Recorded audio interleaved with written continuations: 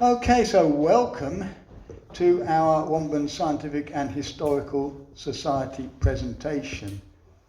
Tonight we're going on the second part of our journey, continuing our exploration of the place I have called Imagination, or Imagination, which is where we will encounter further interesting discoveries and advancements in the history and science of diagnostic imaging.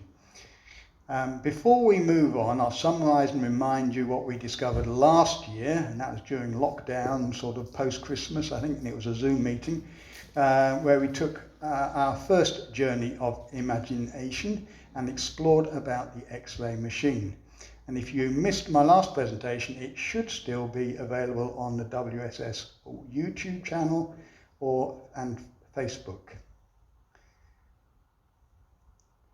So we started on our journey last time by thinking about what you would need if you had an object or body in front of you and you wanted to see into it or through it, and you wanted to know how it worked or what was inside it, or to find out what was going wrong with it. And together we asked the question, how could you do that? And what problems would you need to solve to do that? We assumed that we weren't going to take the object apart, especially if it were an animal or a person. So we established these three requirements that you've got on the screen there. We would require something to get into the object, and for some of that something to come back out or pass through. Secondly, we would require something to see and collect what did pass through. And thirdly, we required ways of making sense of this collected information.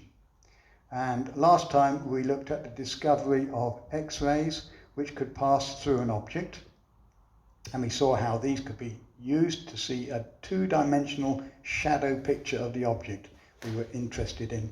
That picture was created because the X-rays were attenuated or trapped or modified, lots of different ways that these X-rays were affected, by some of the structures like bones or body organs, and the X-rays which were not blocked emerged from the object and were detected by various means. And those means were initially photographs, but later we saw how X-rays could be turned into photons, multiplied and converted into electrons so that computers could use them. And those computers could do so much more to manipulate and modify the images, helping us to make sense of what we were looking at.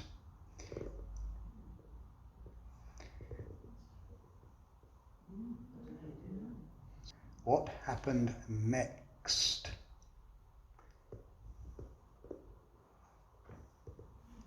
So tonight I'm going to continue exploring how this, which is the Russell-Reynolds machine, turns into this, a modern CT scanner.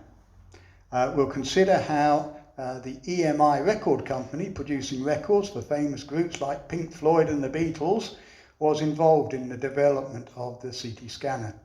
And I'll also try and explain how these machines were developed, how they work, but be prepared for a magical, mathematical, and mystery tour. So this X-ray set wasn't built by scientists, which is what most people would expect. It was built by a 15-year-old boy and his father. It was made in 1896, just a few months after the first ever X-ray pictures were published. It's Victorian Britain, the time of the Great British Empire, the time of great exploits in many areas of life, but it was also a time of diseases and illnesses such as smallpox, cholera and TB. And life expectancy for the majority was short compared to today. But although this was a time when hospitals and hygiene were improving and medical advances were pushing the boundaries of healthcare, up until the last years of that century, there was no way to see below the surface of the skin apart from surgery. That is until Wilhelm Röntgen came on the scene. And I spoke about him last time, so I won't say much more about him. But this story continues with Russell John Reynolds, this gifted but precocious 15-year-old child from a family with a medical background who loved nothing more than experimenting. What's really surprising is when you look at this Reynolds X-ray machine, it's a fairly simple device. It's heavily made from wood with some very simple electrical wires here, and then there's some Leyden jars here at the back which magnify the voltage, and one very small glass tube, the X-ray tube, which emitted the X-rays. It looks very much like furniture. It doesn't even look very scientific. I think it looks almost Heath Robinson, not like the X-ray set in a hospital today. It's said that war accelerates invention and ingenuity, and World War I was no exception, with portable X-ray kits coming into their own. The military took the invention to new heights, and Russell Reynolds' machine was easy to put together and take apart. And people like Marie Curie installed X-ray sets into large vans and transported them into the battlefields as close to the field hospitals as possible. And then the X-rays could reveal bullets, shrapnel, all sorts of different wounds in the bodies of soldiers, so that surgeons could operate fairly precisely and very quickly and really improve the recovery rates of those soldiers. Because of his early interest in X-rays and showing off his machine at parties, would you believe, Russell Reynolds went on to become a pioneering early radiologist.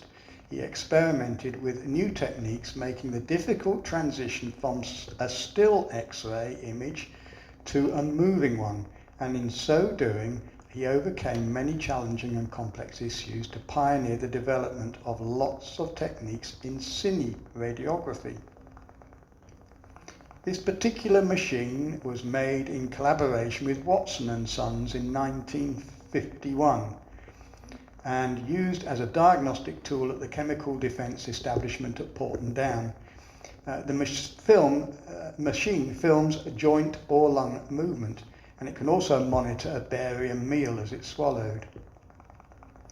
Cine radiography consists of a 35mm camera, which is there, a projector, which I think is this sort of device somewhere here, and a radiographer's stool, and a patient's couch. I'm not quite sure where the patient couch is, and there's a bit of a close-up of these, and the control panel looks really ancient, doesn't it, with clunky switches. But this type of radiography never really caught on. So before we move on to focus on the main item of tonight, the CT scanner, let's recap with a timeline of the invention and development. So we've got here Mr. Crookes, charming looking gentleman who had invented the Crookes tube and discovered X-rays. And then about 20 years later, Röntgen discovered that X-rays could be used to obtain X-ray pictures of the hand, and if you remember, he X-rayed his wife's hand, and he developed the first X-ray machine. And it was only a year later that this turned into John Russell's machine. Amazing progress very quickly. And then, as I've just mentioned, between 1914 and 1918, the X-ray machines were packed into vans and used near the front of battle. And then in 1921, Russell Reynolds started to experiment with capturing moving X-ray images, and 30 years later, we had the Watson & Son 35mm X-ray cine radiography machine. The mind boggles. But our story could have ended there, and we could have been stuck with cine radiography, but it never really caught on. Only 2 machines of this type were ever manufactured. Fortunately, what did develop initially was an X-ray machine that could take serial slices through the brain. This was later developed to take serial slices of any part of the body, and using computers which were able to carry out complex mathematical algorithms, these slices can be reconstructed to produce startlingly accurate 2-dimensional or 3-dimensional images, which are not just shadow pictures. So we're going to explore, step by step, the development of the CT, or the CAT scanner.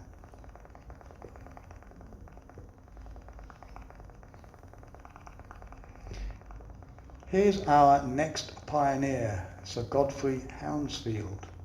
He was born in 1919 in Newark in Nottinghamshire, and he was far from being a doctor. In fact, he never graduated from a university. He didn't even have a formal degree. But growing up in a rural area of England, he acquired a passion for the outdoors, and as a boy he was curious about the mechanical and electrical farm machinery around him, gaining a strong and powerful intuition for electronics.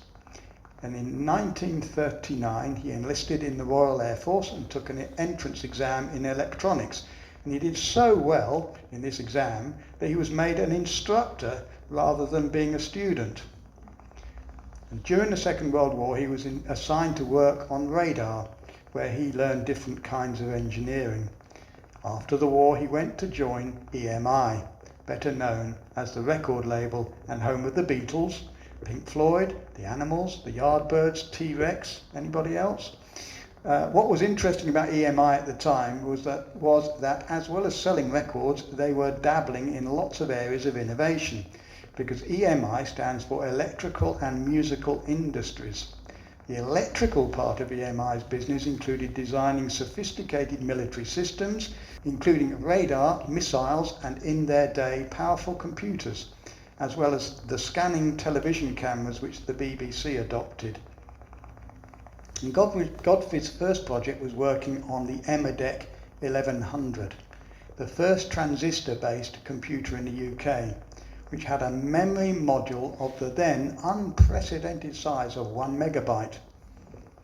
The latter project was actually a failure, but no one in EMI was too worried. The company was practically swimming in money.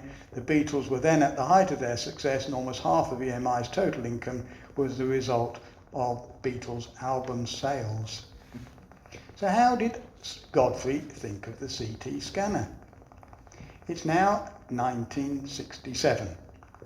And this gifted engineer was sent by his manager on a long vacation and was asked to come up with an idea for his next project.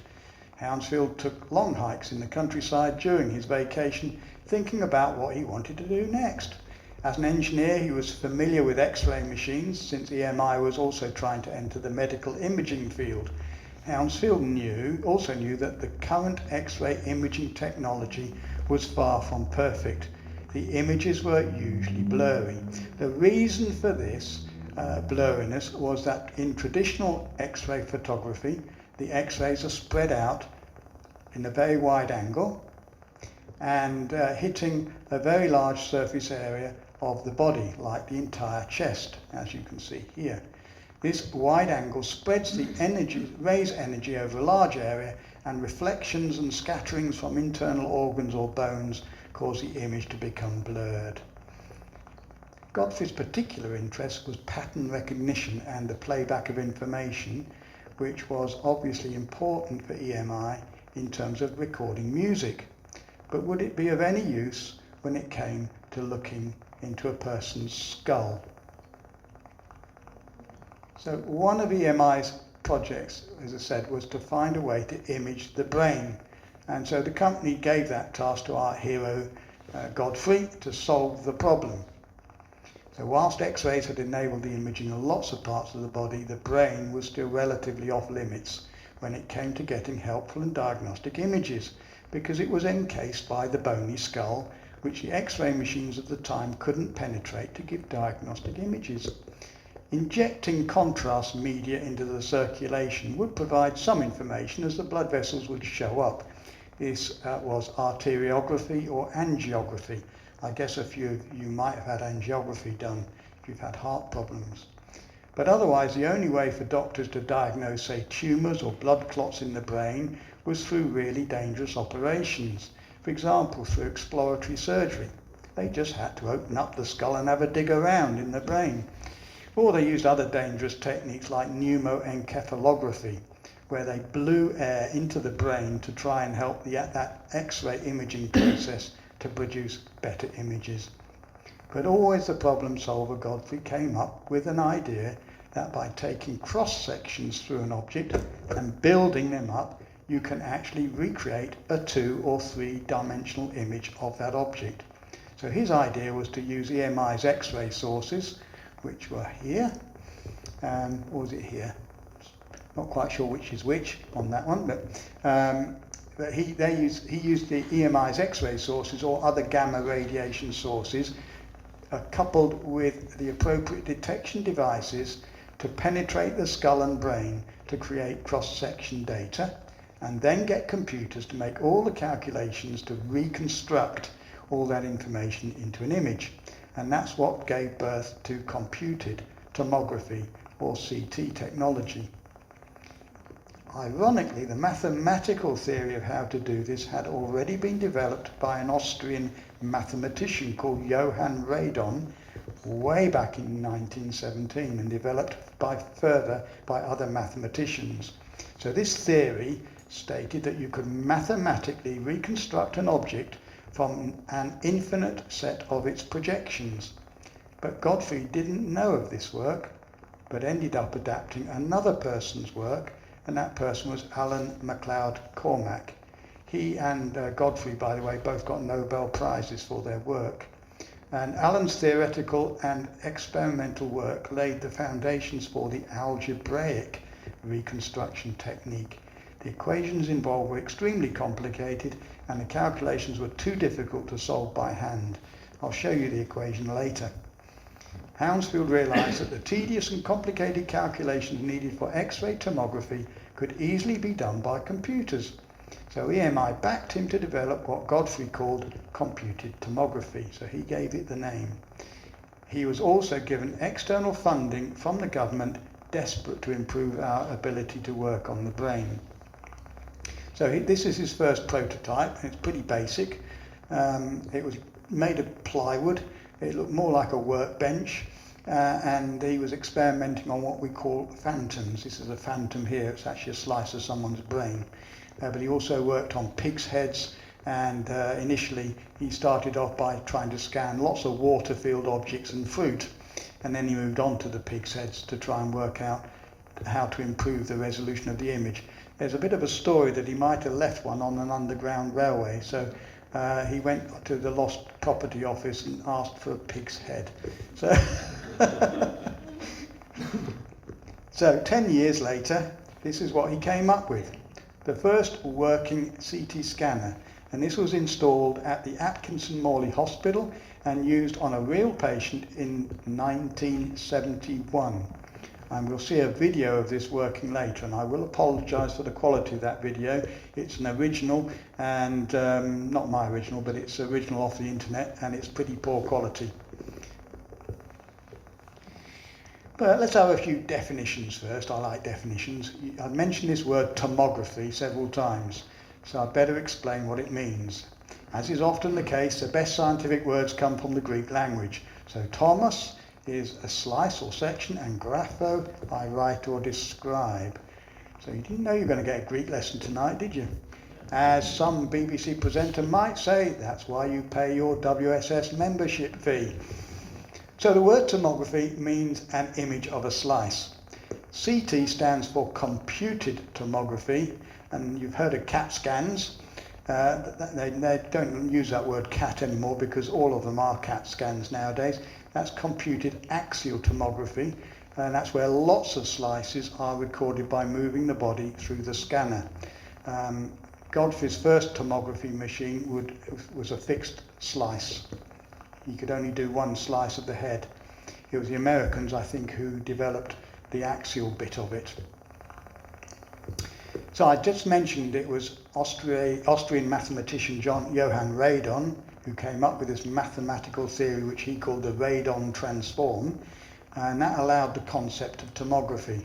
And as I said, this mathematical theory and also its opposite formula, the inverse transform, involved finding out about something called a function in mathematics by reconstructing it from an infinite set of its projections.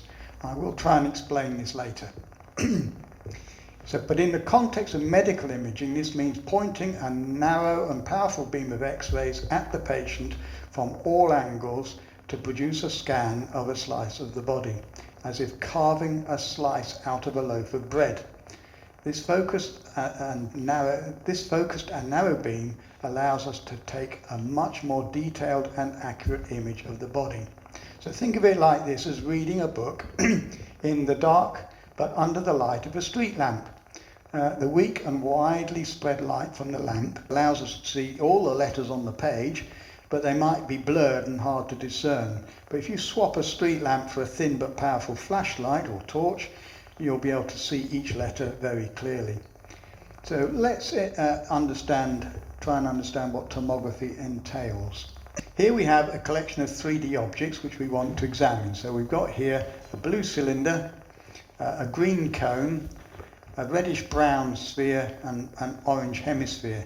So let's take a conventional X-ray and we'll get a superimposition of the objects on the final image.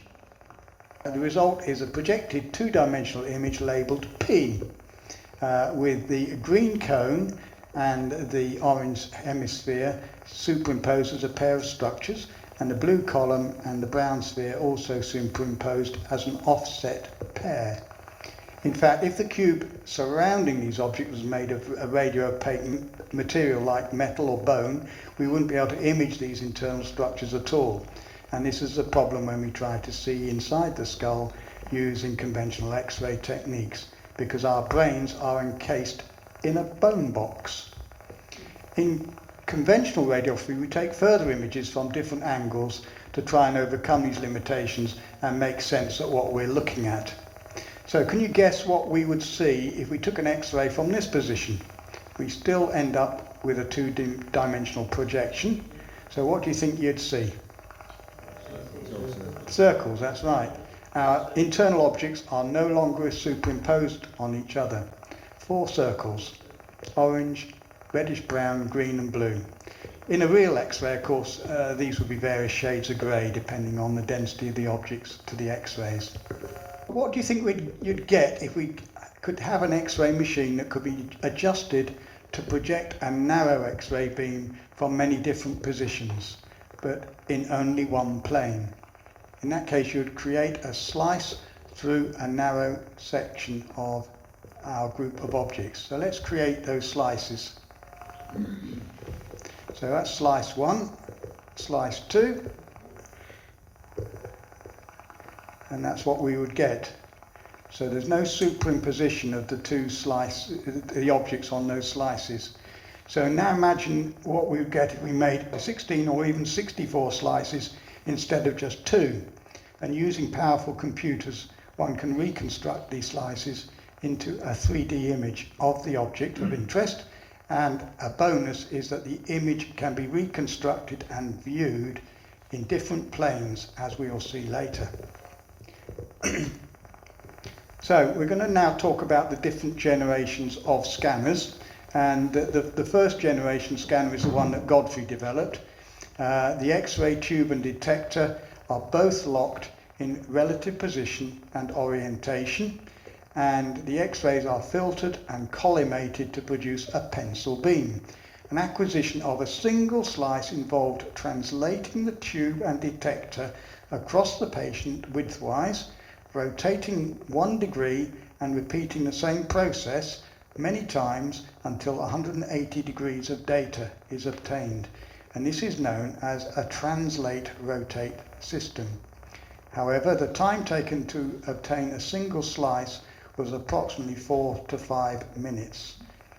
I understand that the first scan on the person's brain took about 15 hours. So here's our patient in position, and we start the imaging process by taking an X-ray to produce 1 slice. The X-ray head is translated a tiny distance in the translation phase. So a total of 160 separate parallel images were taken, each one needing about 5 minutes to take, process the photomultiplier information using the computer, and then transferring that to magnetic tape, as the computer could only store 1 megabyte of information. So that's the translation phase. I did it very quickly. It wouldn't have happened like that in the first machine. And then when that translation stage is completed, the X-ray head and detector is rotated by 1 degree. But in my animation, this is actually 45 degrees. So the machine then rotates a little bit and then takes another series of slices. So you can see from at least 2 angles in my diagram. But the next slide actually is an original cartoon that they used as a teaching aid at the Atkinson Hospital to show students how this thing worked. And this is the first generation of the EMI scanner in action. So the EMI scanner consists of the X-ray tube and a detector assembly fixed in a common and rigid frame to produce a thin parallel beam for X-rays. The number of photons emitted were measured, and those rays would pass through the object, the skull, and would be attenuated or absorbed to a greater or lesser extent depending on the density of the structures it passed through. The X-ray detectors, a pair in this case, that's here, would measure the X-ray photons which emerged from the other side of the skull, and this is the X-ray transmission profile. By continuously measuring this input and output, a data stream was produced and stored by the computer. Yeah, so this is the X-ray transmission profile. So you measure what goes out of the X-ray machine, you measure what comes out the other side, and you subtract the difference, and that's the X-ray transmission profile for that particular shot. And by continuously measuring the input and output, a data stream is produced and stored by the computer, and later by complex mathematical processing by the computer, this data could be used to reconstruct a thin slice through the skull.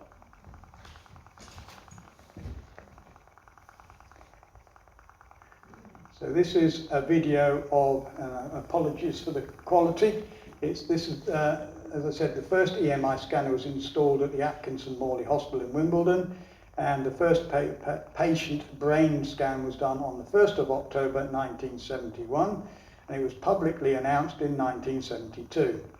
And as I said earlier, the original 1971 prototype took 160 parallel readings through 180 angles, each 1 degree apart, with each scan taking a little over 5 minutes, and the images from these scans took 2.5 hours to be processed by algebraic reconstruction techniques on a large computer.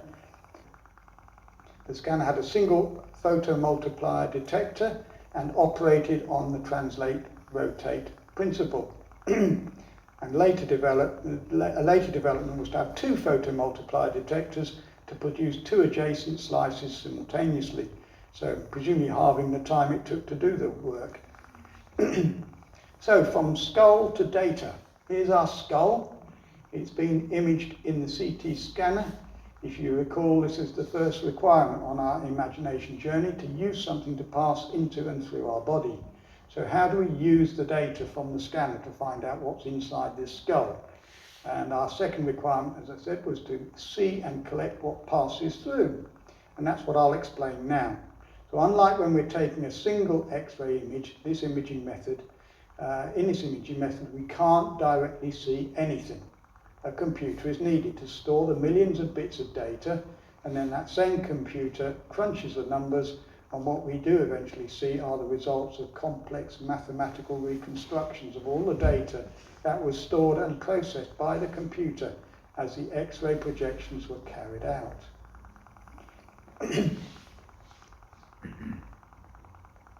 So, you've heard of the term pixels, which refer to the picture elements which form a 2D picture on it in a digital camera, or on your phone, or on your television. And this is illustrated here by a face-on view of a Rubik cube. But the cells which make up CT images are called voxels, volume elements, that stands for, and that's illustrated here by the 3D view of the Rubik cube. And you can see that the Rubik cube face on only has 9 squares. This has 27. But in these first early scanners, each voxel wasn't an equal-sided cube, but was a 3D block of tissue, 1.5 millimeters by 1.5 millimeters by 13 millimeters, and that 13 millimeters represented the thickness of one slice. So the whole slice was a matrix or mosaic made up of 160 by 160 cubes, making a total of 25,600 cubes. And the end result was that each cell reflects the composite absorption value of all the X-ray beams that have passed through that cell. And the detector array, aligned in fixed position opposite the X-ray head, with the object to be imaged in between, measures the total amount of stuff that the X-rays encounter as they traverse the image slice. Modern CT scanners with powerful computers can divide each slice into millions of cubes, each having a thickness of only 0.6 millimeters. Like your modern TV, phone or computer monitor, the higher the number of pixels or picture elements, the higher the resolution and clarity of the final image.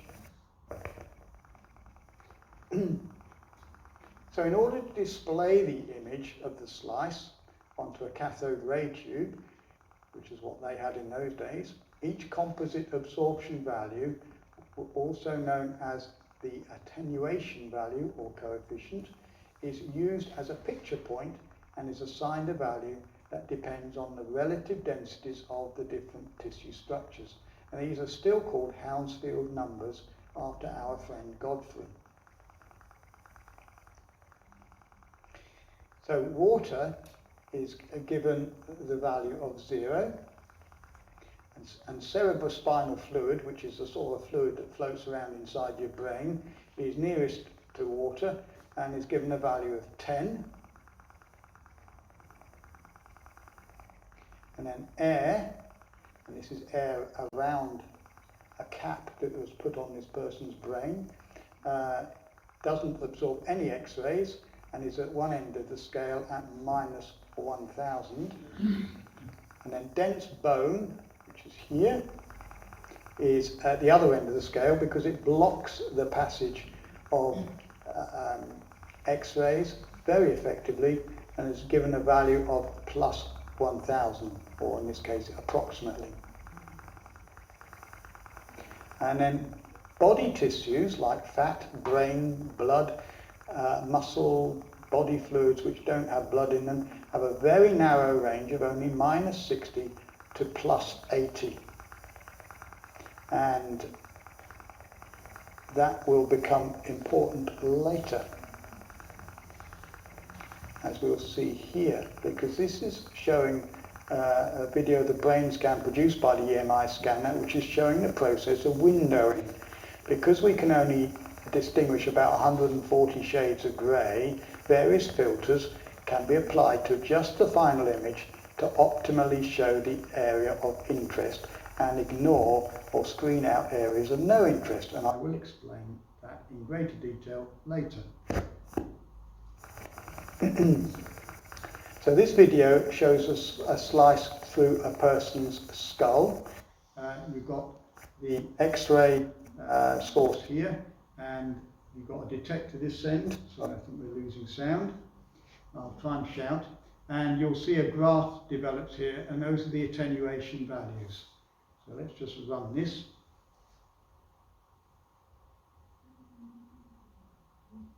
So this is getting a signal out from the scan. And you can see where there's air, there's a very low number. And where there's bone, and that's the bone across here, you've got a very high number. And that's because of the various degrees of attenuation that occurs and the difference between the input signal and the output signal.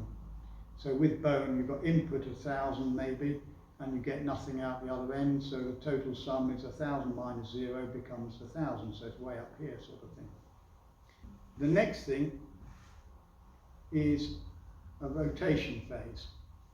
And these actually go together, they're running simultaneously. And you can see again, you get attenuation figures from these scans. And that's going around 180 degrees. So I'm just going to sort of try and illustrate with a simple object like the letter pi how this works. And seeing how that data is then used to reconstruct the original image. So first of all, we have this projection phase, okay, and then after that, what happens is the data is thrown back in the other way, which is in the reverse of the whole process. So it's effectively throwing the composite absorption data back in to the system, and this is called the inverse projection or back projection. And this yields pretty good approximation of the original image, but there's a lot of noise, signal noise, like with my microphone at the moment, which reduces the clarity of the image. So to improve the end result, a high-pass filter is also applied, which removes the noise and results in a very close likeness of the original image. So we'll just run that. So that's the projection phase. So we've done 360 degrees, and then the projection, that's throwing the information the opposite way. You can see the arrows are pointing the opposite direction. And then it's a bit of a blurry image, so you then add filtered back projection, which just basically cleans up the image. And there we end up with our original pi. So we're going to actually, this is where the mathematics comes in, we're going to go through a simplified model of how this works. And to keep it simple, we should consider a body made of just 4 voxels. We don't know what these voxels are made of, and this is what the scan and the computer are going to tell us. So I'm going to reveal the mystery voxels to you so that you can see how this simplified version of the process works. So we've got one voxel here made of bone, and I've just given that a number of 200. Probably normally it would be more. And on the scan that would appear white normally. And then here we've got something that doesn't absorb the X-rays very much, the cerebrospinal fluid, and I've given that a value of 1, so it's nearly like water. Water's 0. And then we've got a bit of brain white matter, so that's a sort of a grey colour. I've given that a number of 30. And then lastly we've got a bit of blood, so we've had a bit of a bleed in the brain, and that's a bit denser because there's iron in it, so that's got a number of 50. So what we're going to do, we're going to scan our mini body from 4 different directions to simulate a 360 degree scan. So there we go. In real life, the scanner images from many angles, and the X-ray head will generate a known amount of X-rays which will pass through our unknown voxels and will be blocked or attenuated to a greater or lesser degree, depending on what density of objects it encounters. And the detector opposite the X-ray tube will then measure what X-rays have passed through and subtract this from the original value of the generated X-rays. And this gives us the absorption or attenuation value that I mentioned earlier. So this will be our first scan, and this is where we have to do a little bit of pretty simple mathematics. The top beam isn't attenuated much by the brain white matter, so it has a value of 30, but then it comes upon the bone with a much higher attenuation value of say 200. So the total amount of stuff that blocks this beam of X-rays is 30 plus 200 equals 230. And the lower beam likewise encounters the brain fluid, which is virtually water, and some blood, which, because it has iron in it, blocks the X-rays more than the white matter, but less than the bone. So the total amount of attenuation is 51, 50 plus 1. And these values now get fed into the computer memory to be used later when we want to reconstruct our 4-voxel body. So you can see, add those 2 together, you get 230, you stuff 230 in each of these boxes. The bottom box adds to 51, and you stuff that in both of those boxes. They're just memory addresses in the computer. And then now the next scan actually goes through 3 areas of attenuation. You've got a bit of that ray goes through just the bone. This one goes through the brain and the blood, and this one just goes through the CSF, the blood fluid, brain fluid. So you've got 200 here, 80 there, and 1 there. So let's stuff those into our computer, and we get the 200 in that box, 2 lots of 80 there, and then the 1 there. You'll see how it works in a minute. So you can do the maths now. Tell me what goes in this. What's the attenuation here? Shout out. 250, and this one? 31. Brilliant. Okay. Yeah, so that's, you're quite right. And so that goes in like the first box, 2 lots of 250 there, and 2 lots of 31 there. Right, let's do our next scan. And so for this final scan, the detector measures 50, so I'm that way, 50, 201, and 30. And then that stores that in the computer memory. So we've actually finished our scans, because any further rotation will just repeat the original set of scans. We don't need to do any more. So there's our computer. We want now to get the computer to reverse what has gone on during the scans and end up by reconstructing what we started off with. This is the inverse reconstruction algorithm. So here are 4 boxes of blocks of computer memory, which we've stored the attenuation values of what to us is an unknown 4 voxel body. And we want to know what those values are to reconstruct what that body was made of. So first of all, we add the corresponding memory cell values together, and I've showed this as a stage process, but the order in which these additions occur doesn't affect the end result. So we add those 2 lots together, and we get that, and then we add those together, and we get that. So that's our total amount of stuff that is effectively from 4 scans. If you compare with our body there, they don't seem to compare very well with our original voxels. But we'll see how we adjust for that. So the computer algorithm continues by taking away the original combined attenuation values of the first scan, which is 281. So if you add all of that together, that's the total sort of stuff. And that's a sort of a background attenuation. So we need to subtract that amount from our computer memory. So we'll do that. And finally, because we've done, so that's the subtraction of the background attenuation, and we've done 3 scans altogether, so effectively we've got 3 times as much attenuation stuff as we should have. So we have to divide what is in the memory by 3. And we end up with the result that is the same as our previously unknown 4 voxel body. So if we put these figures into our cathode ray tube, we would get this sort of pattern. So this example is extremely simplified one.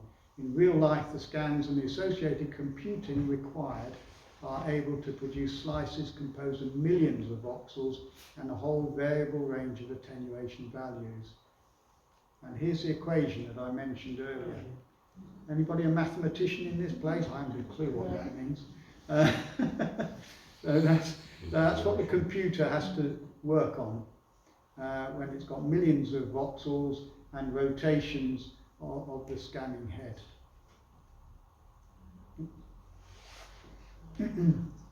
So further developments.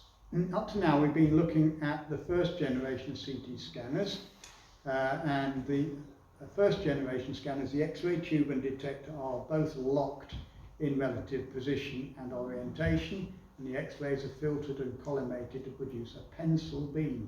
And as we've seen, acquisition of a single slice involved translating the tube and detector across the patient widthwise, rotating a degree and repeating the same process until 180 degrees of data is obtained. And that is known as a translate-rotate system. However, the time taken to obtain each single slice was approximately 4 to 5 minutes. So you can understand first generation scanners are not used anymore in clinical practice. So let's look at how they developed from the early translate, rotate machines into the modern CAT scanners that we have today, which can produce scans almost instantaneously. So the second generation scanners have both the X-ray tube and the detectors locked in the same relative position, but instead of a pencil beam, we've got a fan beam. And the number of detectors on the other side's increased from 1 to 3, but it could even be more than that. And so second generation scanners are known as multi-detector translate rotate systems. And compared with the first generation scanners, the scan times could be reduced to as low as 20 seconds. But due to the use of multiple detectors, scattered radiation was more pronounced, even with the use of grids and collimators. So we introduced the idea of axial scanning. As technical developments occurred, this allowed computed tomography to become computed axial tomography, the CAT scan. So in other words, a series of slices could be quickly obtained and later reconstructed to create a three-dimensional image or slice through any plane. So in rotational scanners, due to the electrical components, such as cables, the scanners needed to stop after 360 degrees and reverse direction before taking another slice. And at the same time, the patient table would advance a short distance to obtain the next slice. So this is the stop and shoot system. So in step 1, the gantry stops and rotates to acquire the data from a single slice, that's here. And then the X-rays are switched off to save power and for safety and let the X-ray machine cool down. Patient moves along a little bit, and then the X-ray machine gets turned back on and the gantry rotates around 360 degrees in the other direction to create the next slice. So you can see it still is a bit of a long-winded system. But now we come to the third generation scanners, and the ones up to now have been limited to discontinuous acquisition of the slices. So the scanners needed to stop after 360 degrees and reverse direction. And that was due to the limitations of mechanical and electrical components, such as the cables supplying power to the X-ray tube and the detector arrays. So the need to reduce inter-scan times drove the development of slip ring scanners. So using electrical brushes, slip ring technology allows the electrical power to pass to the rotating components from stationary components, and this results in continuous circular rotation of the rotating components, thus reducing inter-scan times. So the early third generation slip ring scanners still suffered delays of having to move the table to the next slice position after each scan. Third generation scanners are the basis for most CT scanners at present. And in these scanners, although the X-ray tube and detectors are locked in relative positions, so this bit here rotates with the X-ray head, the fan beam is sufficiently wide to cover the whole cross-section of the patient here. And to acquire a slice, the tube and detector rotate 360 degrees around the patient. So these are known as rotate-rotate type systems. Without the need for translational motions, scan times became as low as half a second. So that's a bit of an improvement, isn't it? So here is a helical and multi-slice CT scanner. And you can see it's sort of producing like a screw thread around that person. And it's taking a continuous amount of data all the way along that spiral. Just notice here this pitch less than 1.5. I'll explain that in a minute. So that slip ring technology is crucial for the X-rays to be taken continuously, and that helped to reduce the scan time. So rather than just having then one row of detectors, we now have multiple parallel rows of detectors. And certain rows of detectors can then be selected and combined, so you can combine these two middle ones to change the slice thickness along with the collimator. Old third generation machines could image 16 slices per revolution, but modern scanners can produce 64 thin slices, or a mixture of fewer thicker slices with thinner slices where you have an area of interest. So that's up to the radiologist or clinician to sort that out. And I mentioned pitch, and I know I told you to look at that pitch rate less than 1.5. So pitch is the measure of overlap during scanning. And then for a single slice CT, the pitch is the relationship between the distance the table moves and the slice thickness in one 360-degree rotation. So the middle example shows a slice thickness of 10 centimetres, with the table moving 10 centimetres in one rotation, and that gives a pitch of 1. And then a pitch number greater than 1, as on the left, the table travels more than the width of the beam and there are gaps. And then the pitch number less than 1, as on the right here, the table travels less than the width of the beam and there's overlap. So the higher the pitch, the more mathematical interpolation inaccuracies and the more blurred the image, because the computer has to fill in the gaps. A pitch of less than 1 would result in overlapping data and higher X-ray doses, but it produces a sharper image. And then we come to the last generation of scanners, and in this, the detector is fixed. It doesn't go round, but there's a detector all the way round, and it's just the X-ray tube that whizzes round. They're pretty expensive machines because these detectors are probably quite expensive. So the image acquisition is achieved by the collection of a complete fan beam view by just one detector. So that brings us up to date on how CT scanners are developed, although quite possibly I'm out of date.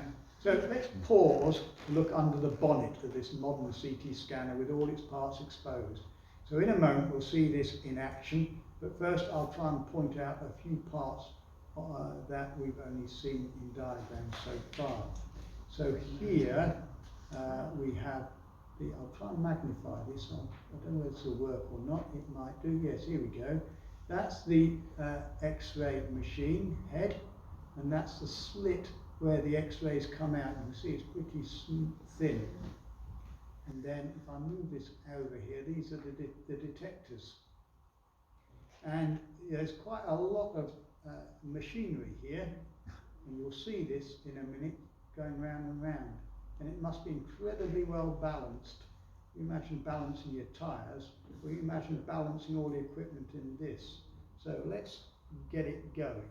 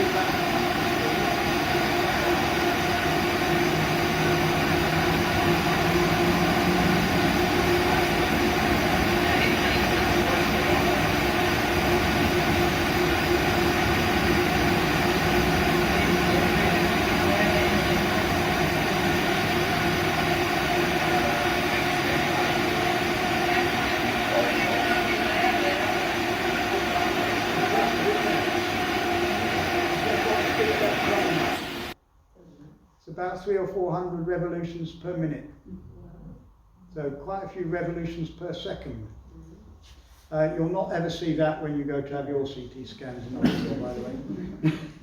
They usually close the lid. So let's go back to our requirements slide. We've come a long way from the humble X-ray machine. We now have a CAT scanner with one or more X-ray heads spinning around the patient at several revolutions per second, while that same patient is swiftly translated into the machine.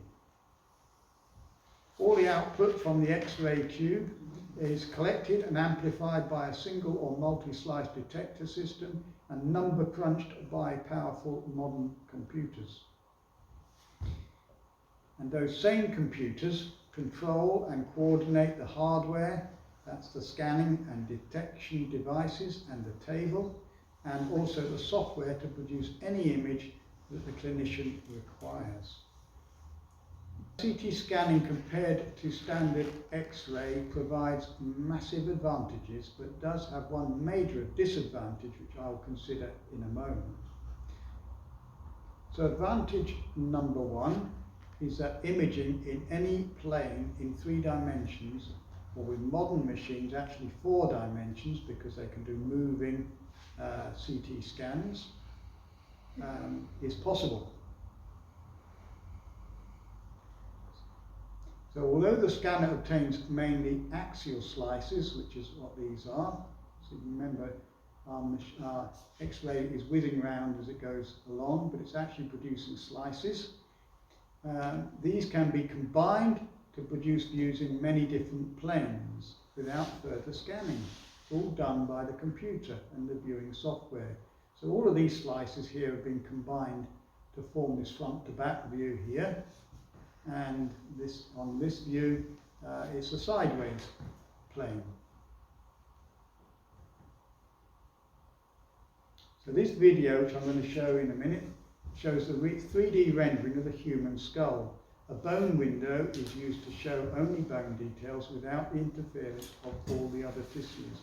The image can be viewed from any angle and through any of the slices.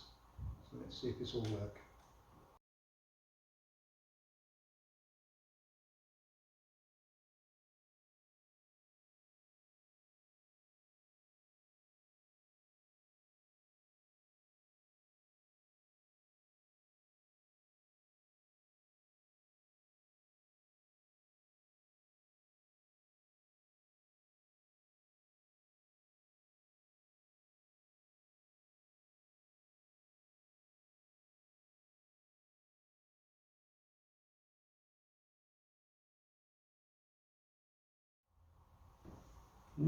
Worth repeating that, but I won't, we haven't got time. But okay, advantage 2 is that much more details available. So the problem with conventional X-ray is that it's not very easy to distinguish the soft tissues with similar attenuation coefficients. So I'm just going to illustrate this with a couple of cases. So if you have a stroke, you might show facial weakness. Can the person smile? Has their mouth or eye drooped? Or they might have arm weakness. Can the person raise both arms? Or they might have speech problems. So can the person speak clearly and understand what you say? And if they don't, if you've got any of those signs, time to call 999. And what happens is those signs can be caused by 2 very distinct causes. So the skull X-ray won't help the clinician to decide whether you had a stroke because of a loss of blood supply due to a clot or pressure in the brain due to a bleed. However, a 1.4 millisievert CT skull would tell the clinician all that he needed to know. It's as clear as night and day. And you don't give clot busters for a bleed on the brain.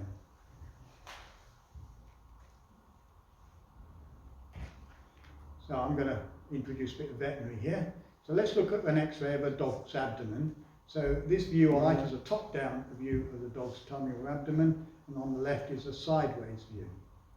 Okay, and you can make out, with a trained eye like mine, I can make out what's roughly going on. There's a bit of bladder there, a bit of kidney up here, and some guts here. You can't see the bladder here because the pelvis bones gets in the way. And if there's anything underneath the spine here, you won't see it because the spine gets in the way. And say all these sort of bits all merge together, don't they? Making it difficult to see the details. And for an X-ray, you actually do need the two views at least perpendicular to each other to work out what's going on. And that's because of superimposition, and we mentioned that earlier. But a CT scan, they can be viewed from any angle and show soft tissue detail that's amazing.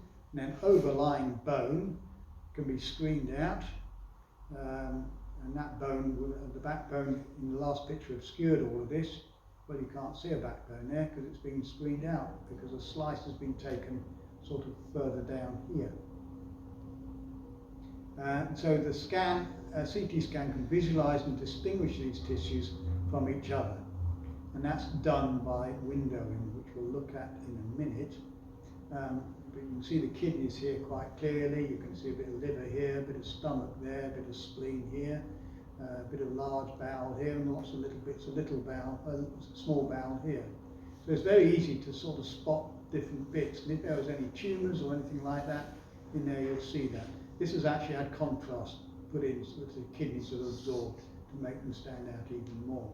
But down below here, I'll just see if I can magnify that. You can see a window of 960 and a level of 264. And I'll explain what that means in a minute. The windowing is very important. So the human eye can only distinguish about 140 different shades of grey on a monitor or a screen. But you may remember from earlier that Godfrey Hounsfield's scale of tissue composite absorption values go from air at minus 100, which is 1,000 rather, to bone of around plus 1,000. So that's 2,000 shades of grey, and that's sort of distributed along here. And thus, the areas that might interest you, like the soft tissues, all look the same. They're all this sort of shade of very, very pale grey. So in order to view different tissues with similar Hounsfield units, you set the computer to centre on a level and then define or set a width. So for example, a window with a level of 0 Hounsfield units and a width of 400 would have a range of minus 200 to plus 200. And any tissue with a density of minus 200 or less will be black, and any tissue with a density of plus 200 or more will be white. So we'll just explain that a little bit. So here's an example of a soft tissue window, which is used to view most of the organs. So that shows the soft tissues around here. And what you have here is a level of plus 50. That's the centre of the level. And the width is 350, so that's from one end to the other, 350. So you've got a range of about minus 125 to plus 225, and all your grayscale is distributed just in that range only. But the soft tissue window can't be used for lungs, as the lung density is minus 500. And it's outside that range, and so it appears completely black. So to get around that, we do a lung window. And here we centre 100, I think that is, but we include all the way down to the air and all the way past the soft tissues. And that shows up the lungs, which is at minus 500, but it also shows up air. And if there's blood or fluid in your chest, it would show up white. So that's quite important again, a bit like the strokes, to know what's going on inside your chest after, say, a road accident. And here we have a bone window, which is used to view bone detail. And there's good differentiation within the range of high densities found in the bony cortex. So this is the bone here. I'll try and enlarge that for you. And you can see there's lots of detail. It's not just white anymore. It was white on the other views. But here you can actually see this is a bit of backbone and this is a bit of chest bone. And you can see in the middle of that bone, and you can see the outer cortex as well. So you get a nice lot of detail with the bone window, but again, the lungs are black. You can't see the lungs, and the soft tissues have merged a little bit into a sort of a homogeneous grey. Right, so we've done the first disadvantage and the first advantage and the second advantage. So advantage 3 is that any point or region of interest can be pinpointed extremely accurately because the position of any particular voxel is logged by the computer. And data stored in the computer regarding any part of that image can be sent to, say, a 3D printer, or to make a very accurate 3D image of, say, a broken bone, for example, or construct a drill guide to accurately position drill holes for screws to repair these fractures. So does the CT have any disadvantages? The main disadvantage is that the much larger dose of X-rays required to obtain the CT slices compared to conventional X-rays. So a conventional chest X-ray is about 0.014 millisieverts. That's a sort of millisieverts are a unit to describe how much radiation you're being exposed to. So a chest CT scan exposes you to 6.6 millisieverts, so it's about 200 times the dose of a standard X-ray. So it's not to be taken lightly.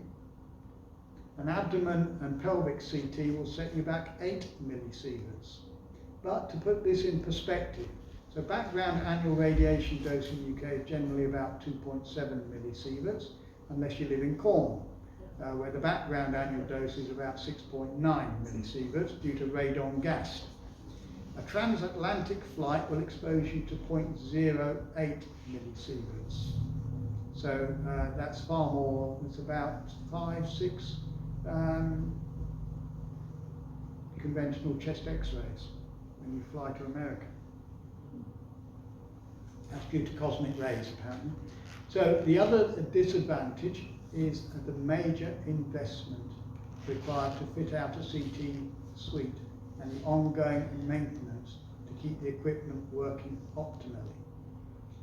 I seem to remember once overhearing when I went to a referral centre in Solihull, Willow's Referral Centre, where they have CT and MRI scanners, and I overheard them saying that the cost of a maintenance contract for their CT scanner for the year was £165,000.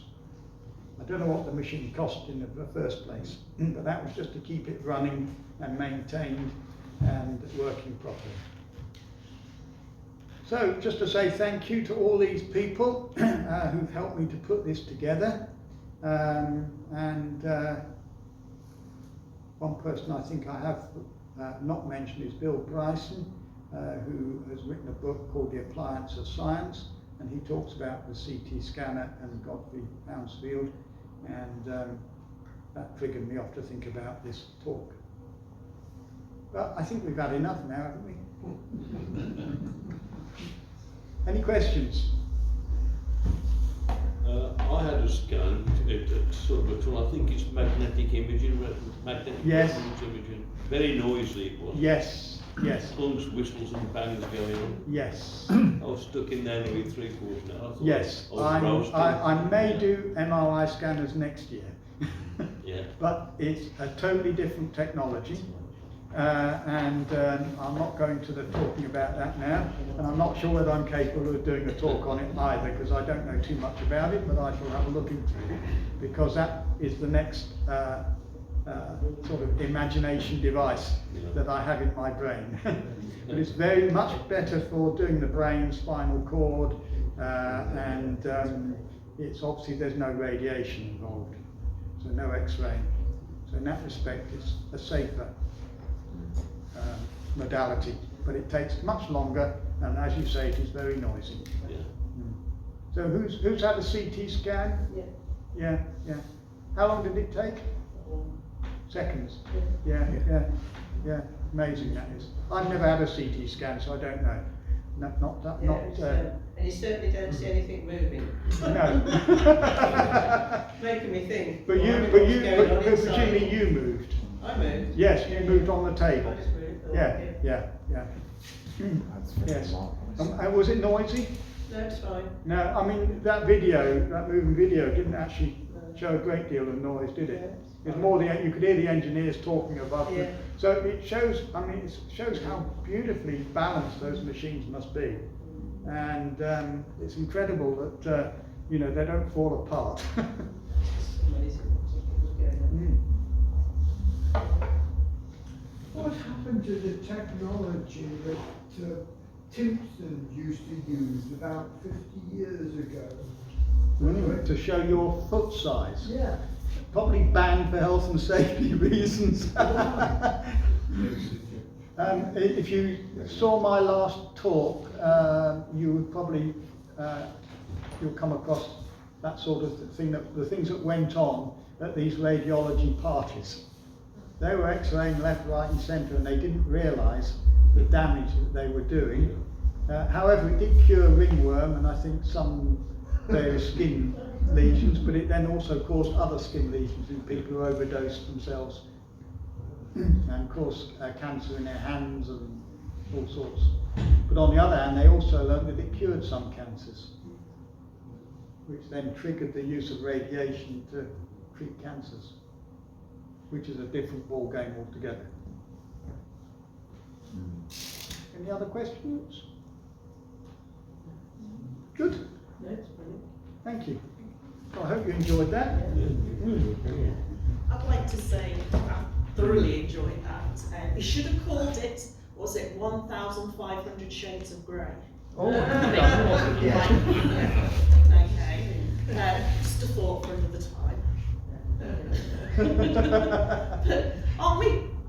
We're so lucky. I mean, just think of all those people that are involved in the development of these things. You've got the 15-year-old child, who's absolutely amazing, and then the person, no education. Well, I'm sorry, as an educator, that's sort of I'm thinking, oh, but it's just amazing. It just shows what is out there, and perhaps all the people we've missed, and all the people that could come up with ideas. But no, it's just amazing. I'm so lucky that we've got this technology. Yeah. Okay, so I'd like to hopefully, on your behalf, thank you for that talk. Yeah. Fascinating. You're welcome. Thank you. We look forward to part 3. Yeah, it'll take me another year to do.